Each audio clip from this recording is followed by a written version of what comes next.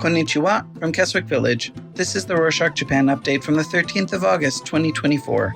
A quick summary of what's going down in Japan. On Thursday the 8th, a magnitude 6 earthquake hit Miyazaki Prefecture, located in southern Japan. It caused a 50-centimeter or 22-inch high tsunami in Miyazaki and around 30-centimeter or 1-foot high tsunami in Kochi, a nearby prefecture. The meteorological agency also warned this earthquake might trigger a megaquake in the Nankai Trough, which scientists have been watching closely since the Noto Peninsula earthquake in January. Originally, they believed that there was an 80% chance of a megaquake in the next 30 years, but now they think there's a 1 in 100 chance it could happen much sooner than expected. Because of that warning, Fumio Kishida, the prime minister, canceled the trip he'd planned to Central Asia and Mongolia on Friday the 9th.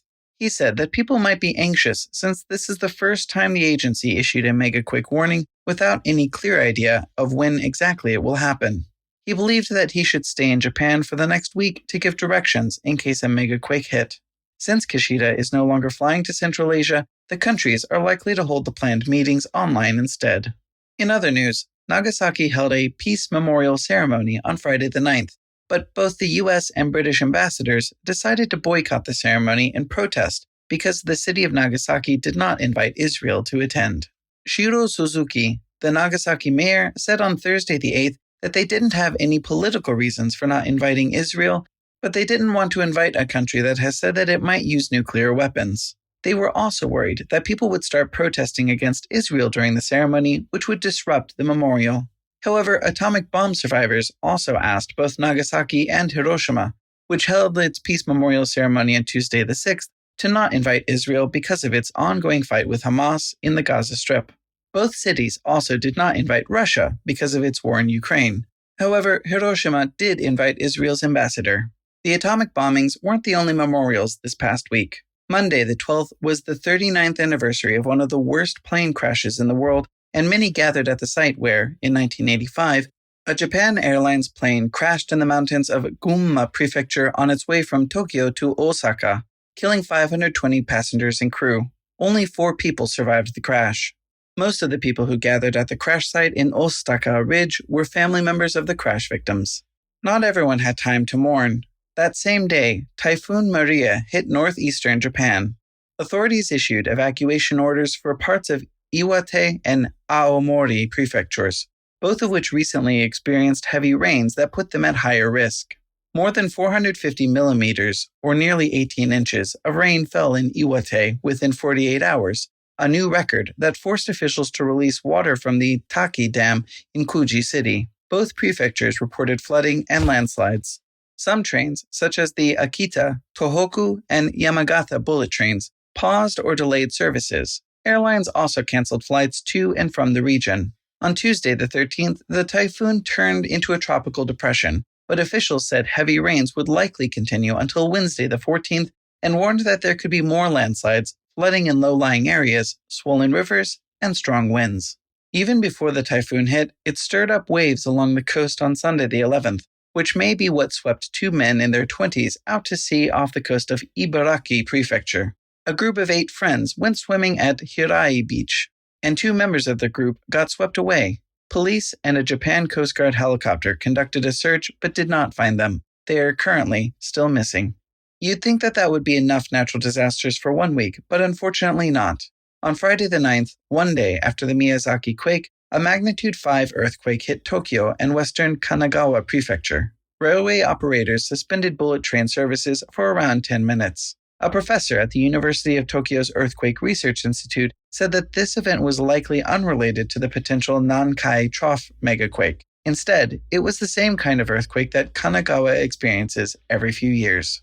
In sports news, Japan's Rei Higuchi and Tsugumi Sakurai won gold in the freestyle wrestling category on Friday the 9th. Higuchi won in the 57-kilogram or 125-pound category, which is the lightest weight category in the sport. He was also the first Japanese man to win since 1988. That same day, Ami Yuasa, also known simply as Ami, won gold in the Olympic breaking competition. This was the first time the Olympics included a breaking competition. The Olympics also came to a close, and Japan ended up with fewer medals than in 2021, but the most medals it has ever won in an Olympics game in a foreign country, with 20 gold, 12 silver, and 13 bronze. It came in third place as the country with the most medals, following the US and China, who won 40 gold medals each. In an update to a previous story, a Myanmar court sentenced Hiroshi Kasamatsu, a Japanese businessman working for Aeon, a retail giant, to a year in prison on the morning of Monday the 12th for selling rice at a higher price than the military said was acceptable. Then, in a surprising twist, on the same night, on Monday the 12th, the military released Kasamatsu with no explanation as to why. Aeon confirmed that Kasamatsu was free and seemed to be in good health. The company said that they wanted to make sure that he was safe and back home before making any more comments to the media. Moving on, the Defense Ministry recently said it plans to create a new research center in October to develop advanced defense equipment. This follows countries like the US, Russia, and China trying to make weapons that they hope will make changes to the very nature of combat, like drones and hypersonic missiles. The ministry's Acquisition, Technology, and Logistics Agency will manage the research center. They will focus on making self-driving vehicles that can use AI to drive even in pitch-black darkness, GPS, and a submarine detection system that uses electromagnetic waves. The center will recruit over 10 experts for each area of research and will likely partner with other labs, including the U.S. Defense Department's research agency. In a different sort of political news, recent government data showed that 177 national civil servants in career track positions quit in fiscal year 2022, less than 10 years after being hired, a record high. Most of the former civil servants said that they quit because of long working hours and low pay. The previous record of 168 was just the year before, in fiscal year 2021. The number of people applying for government jobs this spring will also hit a record low of 13,600. Since over 100 civil servants have been quitting every year since 2018, the government is trying to think of ways to keep these people. The National Personnel Authority polled over 700 first-year career track bureaucrats and found that 80% believed that raising wages would attract more people to public service, and almost 70% suggested reducing overtime and late-night work. On a more positive note, the Perseid meteor shower will occur between Tuesday the 13th and Wednesday the 14th.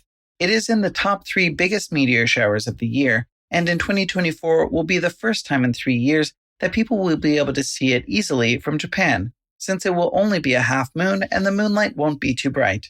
The National Astronomical Observatory of Japan partnered with a news agency and the University of Tokyo to show a live stream of meteor shower images on YouTube. You can find the link in the show notes. And that's it for this week. Thank you for joining us.